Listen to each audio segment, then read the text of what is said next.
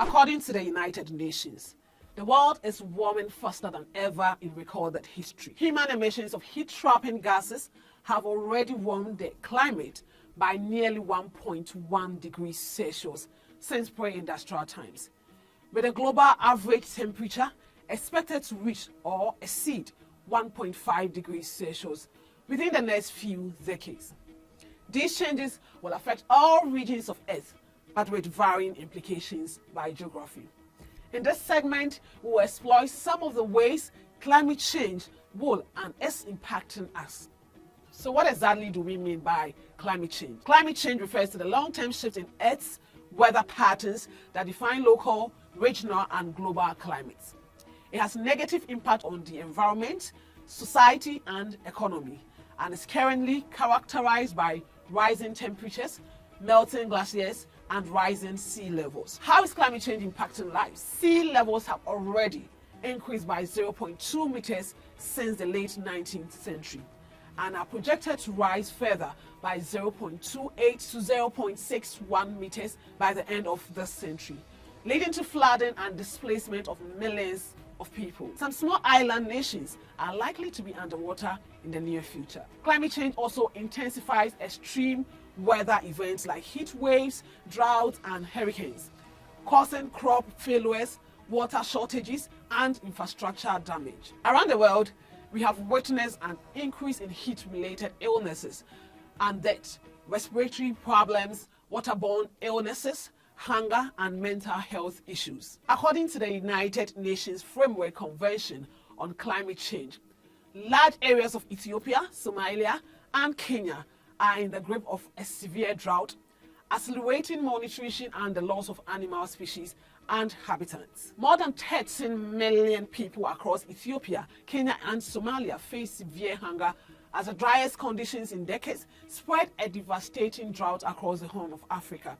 The World Food Programme is warning. Since 2020, 4 consecutive rainy seasons have now failed, a climatic event not seen in at least 40 years. This meteorological drought has resulted in a loss of soil moisture, causing waterways to dry up and leading to the death of millions of livestock. Changes in temperature and precipitation are driving shifts in species distribution and abundance. A study conducted by the National Audubon Society found over 300 bird species in North America are at risk of extinction due to climate change, and other sources estimate that up to 30% of all species will be at risk of extinction if global temperatures rise by 2 degrees Celsius, as many species are not able to quickly adapt to the changes. Climate change is disrupting ecosystems and causing significant losses, exacerbating inequalities and creating vulnerabilities across the world. Let's talk about global warming. Global warming is a gradual increase in Earth's surface temperature over the last century or so, and is one of the most visible aspects of climate change. The primary driver of recent climate change is the increase in atmospheric greenhouse gases, particularly carbon dioxide, methane, and nitrous oxide, commonly known as greenhouse gases. As greenhouse gases emissions blanket the Earth, they trap the sun's heat, increasing temperatures and altering the climate. The accumulation of greenhouse gases, that is GHGs, can be intensified by solar radiation and volcanic eruptions. However, the scientific consensus on climate change is overwhelming, with multiple lines of evidence pointing to human activities as a primary driver of recent warming, with the most significant sources being the burning of fossil fuels, deforestation, industrial processes, and agricultural practices. While the effects are uneven, climate change is a global issue that requires urgent action from individuals, governments, and all organizations worldwide.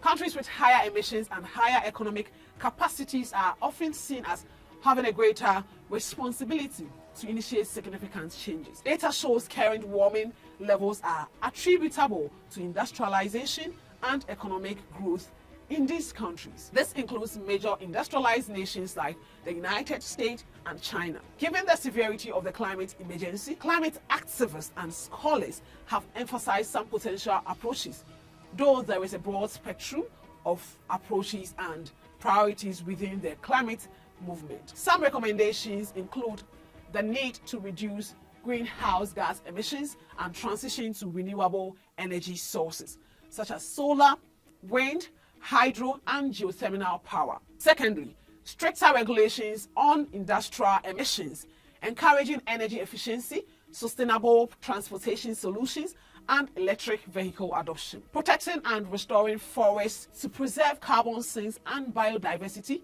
is another recommendation. Furthermore, there should be an adoption of regenerative agricultural practices that minimizes greenhouse gas emissions and enhance carbon sequestration in soil. Another approach is the establishment of ambitious and global emissions reduction target, and also climate financing for developing nations. Environmental advocacy is not new.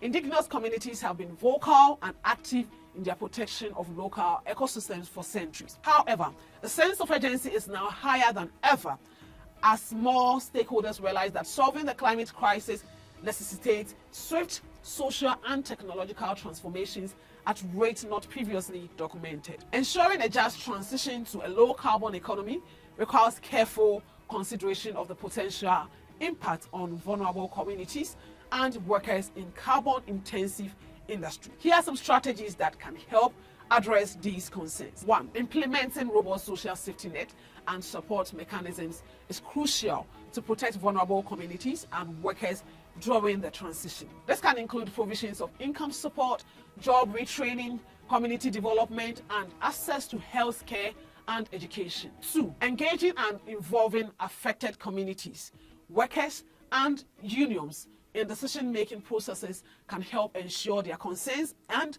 perspectives are taken into account. This can be done through participatory forums, consultations, and collaborative planning. The third strategy is directing investment toward low-carbon infrastructure projects and industries which can create new job opportunities. These investments should be strategically targeted to regions and communities that are most affected by the transition, providing economic diversification and employment alternatives. Offering comprehensive skills development and training programs can equip workers in carbon-intensive industries with the necessary skills to transition to new sectors. These programs should be designed in collaboration with industry stakeholders and should include provisions for upskilling, reskilling, and lifelong learning. Ensuring environmental justice is a key aspect of a just transition. Policies and initiatives should address the disproportionate impact of climate change and environmental pollution on marginalized communities,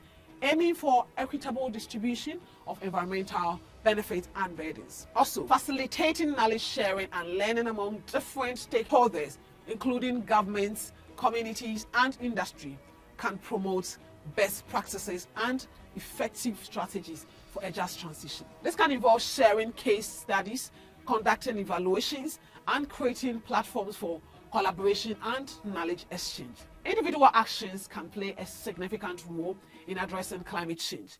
Here are some ways you can contribute to reversing the trend. Firstly, adopt sustainable behaviors.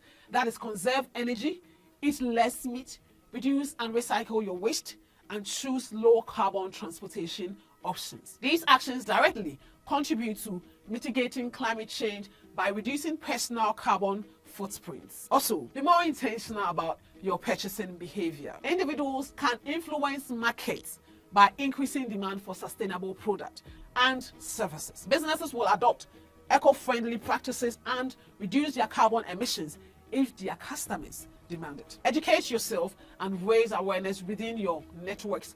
Peer networks have a strong impact on people's behavior and can contribute to societal shift in attitudes and behaviors toward climate change. This can lead to greater support for policy changes and enable collective action. While individual actions are critical, collective action will accelerate and amplify any initiative. The essence of activism is that we do not need to face these challenges alone. By forming collectives and communities, we can pressure policymakers and stakeholders to take decisive action in the right direction and exemplify alternative approaches to address these issues. Balancing the need for economic development with environmental sustainability is a complex challenge that requires careful consideration and strategic planning. While economic growth is often associated with increased resource consumption and environmental degradation, it is possible